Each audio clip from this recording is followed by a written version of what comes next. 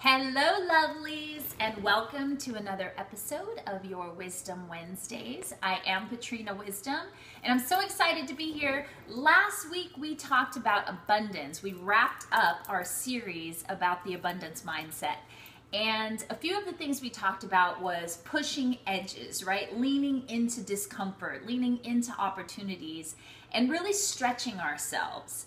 We also talked about being really committed to our dreams and what it is that we're looking to create, and then budgeting our time and our energy accordingly.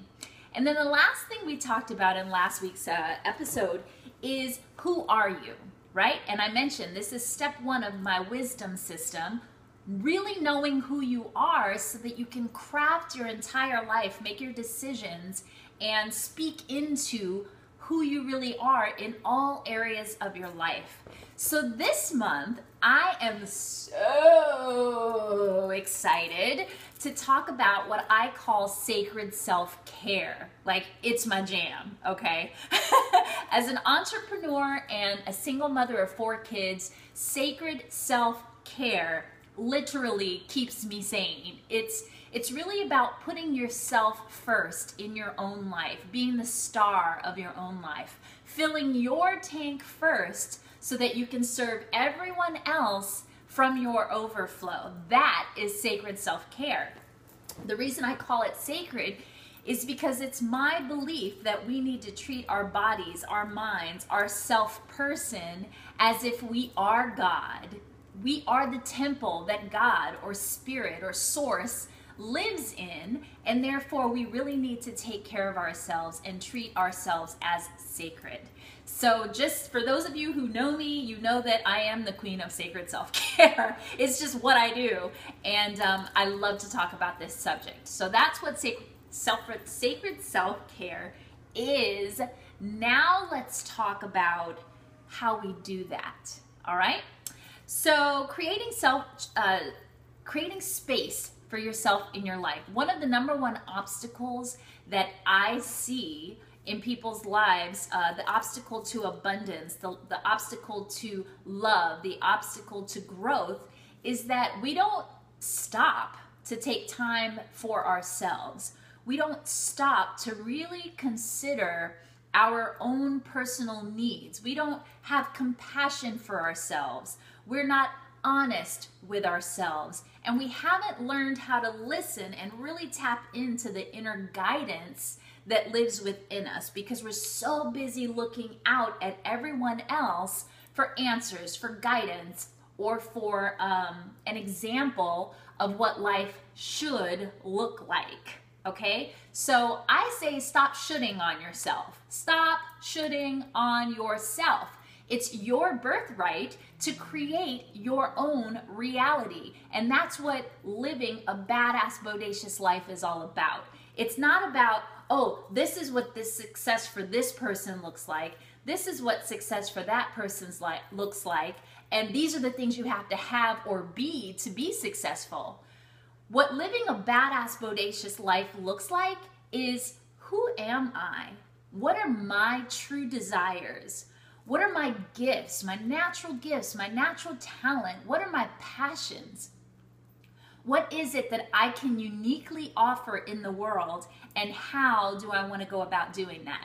Because that's success. Success is total liberation. Success is total self-expression and self-love. So again, I've said it over and over and over again. It is my commitment to help you own, integrate, embrace, and fully embody all of who you are on a mental, physical, emotional, spiritual, and even a financial level. That is what I am here for. I'm here to hold space for that vision, that dream for you. So the first thing I want to talk about today is creating your sacred self-care ritual. And this is something that I talk about in my book, Motherhood's Not for Punks, but this isn't just for moms. I mean, yes, it's especially for us because of all the different things and people that we manage in our life, but really this is for everyone, man or woman. You have to put yourself first. So for me, sacred self-care is something that I'm very cognizant and intentional about on every level, all of my senses, the colors that I surround myself, the fragrance. I've always got incense or essential oils or things that make me feel yummy, things that make me feel grounded or whatever I need in that moment. If I need to feel uplifted, then maybe I will put some lemon essential oil in my hand and lift my spirit that way. So the way things look, the visual environment, the way things smell, right? All of our senses, the way things taste. I love food. I am a foodie. Food and wine is my thing. And when I'm eating, it is such a sensual and like, special experience. And so that is part of my sacred self-care, is really taking time to eat mindfully and to taste it and to experience. That's what life is about, right? Touch. Anyone who knows me knows that I love fabrics that feel good, and I like to feel free, and obviously I don't like to wear a lot of clothes, but that's a whole other conversation. But touch is very important to me, whether it's my skin, the way that my skin feels, the way something feels on my skin. It's an experience, and it keeps me present. It keeps me grounded. It keeps me in my body. Movement keeps me in my body. These are all of the different opportunities that you have to connect with yourself and to really practice sacred self-care. Okay, so I'm going to take a pause. What areas of your life could you really tap into and,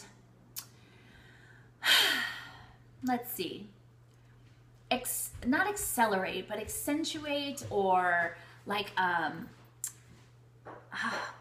like charge. Oh my goodness, I can't talk today. But, okay, so sight, right? How could you tap into an even greater experience of what you're seeing in the world? How can you tap into a greater experience through touch? How can you tap into a greater experience through smell, right? All of those different senses. What are ways that you can create that in your home? The colors, the pillows, the textures, the smells, the clothes that you wear, all of it.